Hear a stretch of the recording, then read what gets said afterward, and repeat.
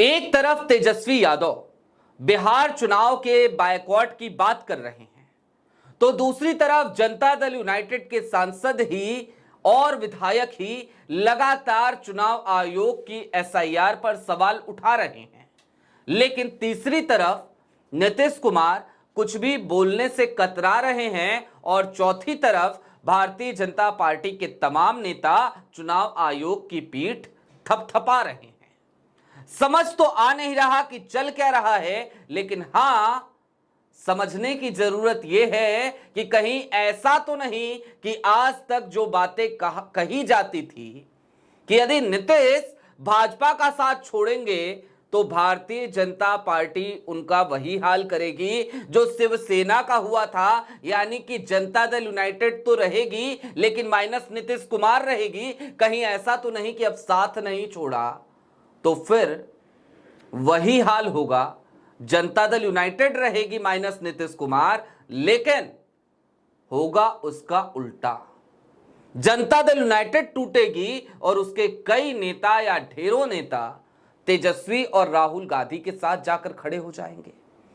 क्योंकि कल की तारीख में दो बयान आए, दोनों बयानों को डिकोड करना बेहद जरूरी है। और साथ ही साथ तेजस्वी ने जिस अंदाज में यह कह दिया, ये ताल ठोक दी कि हम चुनावों का बहिष्कार करने की सोच रहे हैं, तो इससे चुनाव आयोग, प्रधानमंत्री नरेंद्र मोदी, गृह मंत्री अमित शाह और सबसे ज्यादा बड़ा झटका नीतीश कुमार को लगना तय है। लिहाजा सारी बातें जरा तफसील से करेंगे, डिकोड करने की कोशिश करेंगे कि बिहार की राजनीति में चल क्या रहा है।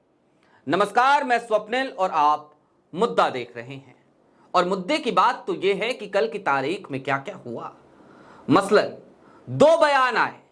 एक बयान आया जनता दल यूनाइटेड के सांसद गिरधारी यादव का। गिरधारी यादव का बयान आया। गिरधारी यादव ने सीधे तौर पर एसआईआर पर सवाल उठाया, चुनाव आयोग को बताया कि वो प्रैक्टिकल नहीं है, अपनी मजबूरियां गिनाई और कहा कि हमें ये तमाम दस्तावेज जुटाने में 10 दिन लग गए। मेरा बेटा अमेरिका में रहता है, कैसे आके साइन करेगा, कैसे आके दस्तखत करेगा। जाहिर सी बात है कि कम से कम 6 महीने का समय देना चाहिए।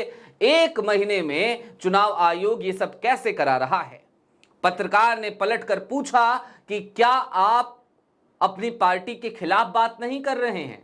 तो गिरधारी यादव ने कहा कि पार्टी के खिलाफ करें या ना करें, लेकिन सच्चाई तो यह है कि ये मेरे स्वतंत्र विचार हैं, ये मेरे निजी विचार हैं, और यदि सांसद होकर भी सच नहीं बोल पाया तो फिर काहे का सांसद बना हूं मैं। गिरधारी यादव के इस बयान को लोग चटकारे लेकर एक दूसरे के पास सोशल मीडिया पर भेज ही रहे थे। व्हाट्सएप फॉरवर्डेड का खेल शुरू हो चुका था। उसी बीच एक और बयान आया, और इस बार बयान आया जनता दल यूनाइटेड के विधायक का। बिहार में ही थे। एक पत्रकार पहुंचा पटना में डॉक्टर संजीव के पास। डॉक्टर संजीव ने सीधे तौर पर यहां तक कह दिया कि देखिए, दिक्कत तो है और यह अंडरस्टूड है कि दिक्कत है, और सबसे बड़ी दिक्कत उनके लिए है जो प्रवासी मजदूर हैं, जो बाहर रह रहे हैं, जो जिनसे हम कम्युनिकेट नहीं कर पा रहे हैं। और इन सब के बीच डॉक्टर संजीव ने यह भी कहा कि हमारे क्षेत्र में कोई घुसपैठिया उसपैठिया नहीं है, सब फर्जी बातें हैं, सब बेफिजूल की बातें हैं।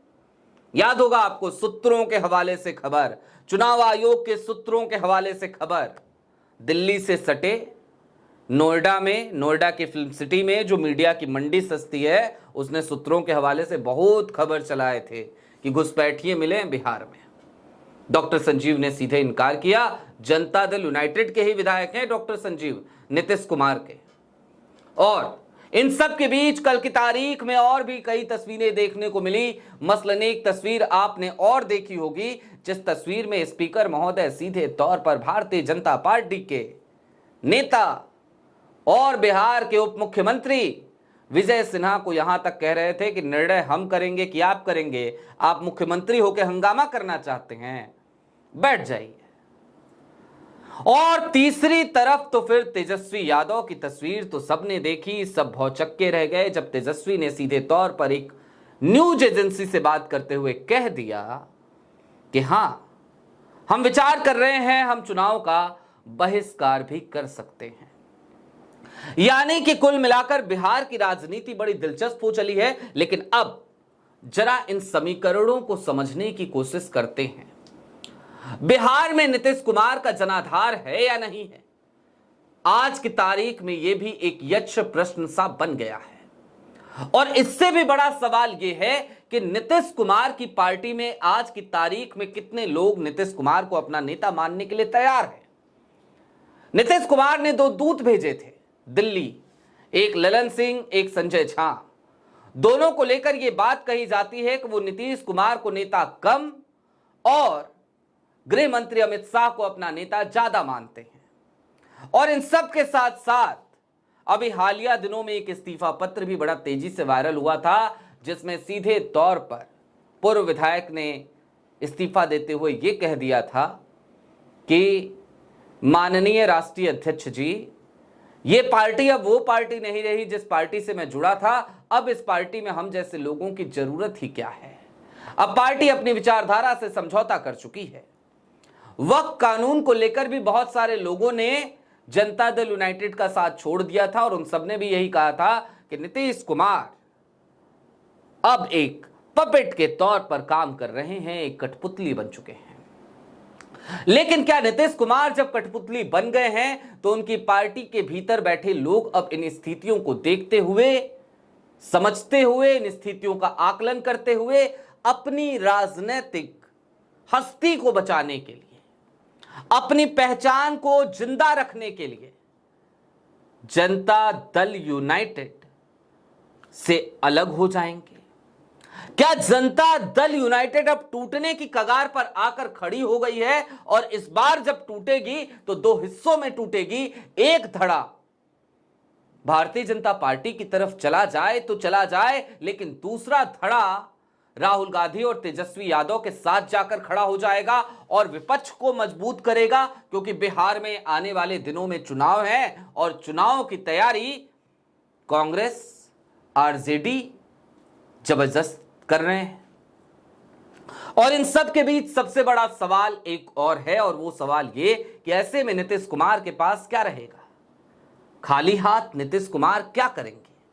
कहां जाएंगे? क्या वो ठन गोपाल हो जाएंगे, या फिर कि भारतीय जनता पार्टी की लिखी गई वो स्क्रिप्ट जो हर राज्य में वो लिखती है कि किसी भी दल से जिससे गठबंधन हो, उस गठबंधन वाले दल को धीरे धीरे उसका अस्तित्व ही समाप्त कर दो।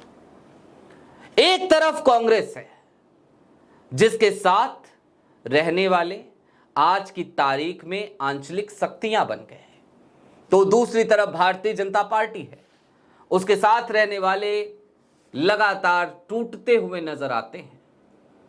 तो क्या होगा बिहार में? क्या वाकई में बिहार में नीतीश कुमार की पार्टी के सांसदों, विधायकों और नेताओं के जो बयान आ रहे हैं, ये इस तरफ इशारा कर रहे हैं कि पार्टी अब टूट की कगार पर है और बहुत जल्द वो दिन आ जाएगा जब नीतीश कुमार की पार्टी माइनस नीतीश कुमार हो जाएगी। अभी के लिए दीजिए इजाजत। अपनी राय कमेंट बॉक्स में जरूर बताइएगा। ऐसे ही तमाम अपडेट्स, तमाम डेवलपमेंट्स के लिए जुड़े रहिए मुद्दा के साथ।